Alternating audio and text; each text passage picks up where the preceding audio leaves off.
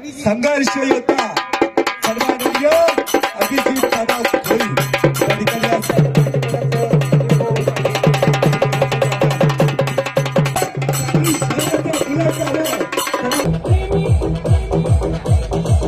या ठिकाणी स्वागत. पाटील साहेब बसून घ्या मैदान साखरवाडीचा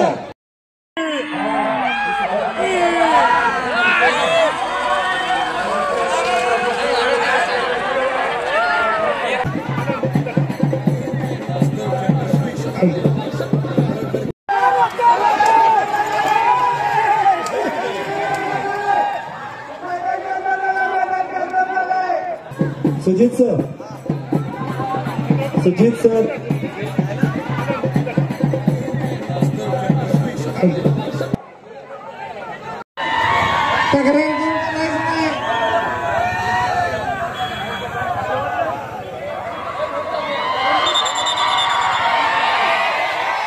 अभिजित कोळी गेले अनेक वर्ष सांगलवाडी आणि समडोळीच्या परिसरात या बैलगाड्यांच्या स्पर्धांचं आयोजन करतात. अभिजित कोळींनी सलग 4 वर्ष हे आयोजन केलेलं आहे आणि महाराष्ट्रातनं दक्षिण महाराष्ट्रातनं हजारो या क्षेत्रातले जे बैलगाडी खेळण्याचा ज्यांना बैलगाडी स्पर्धा खेळण्याचा ज्यांना नाद आहे, जे सगळे रसिक आहेत ते सगळे आज या ठिकाणी गोळा झालेले आहेत आणि अतिशय भव्य दिव्य स्पर्धांचं आयोजन या ठिकाणी त्यांनी केलं.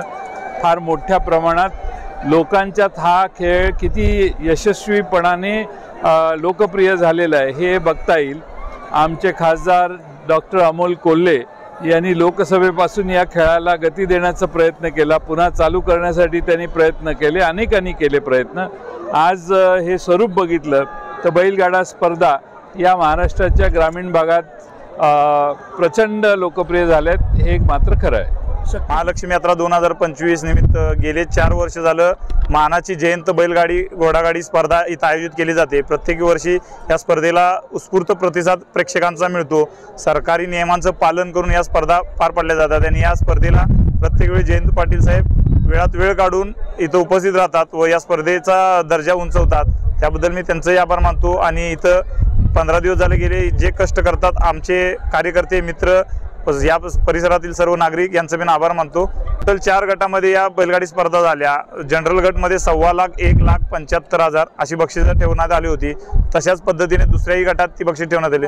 टोटल बैलगाडा घोडगाडी मिळून टोटल 60 गाड्या यात समावेश होत्या.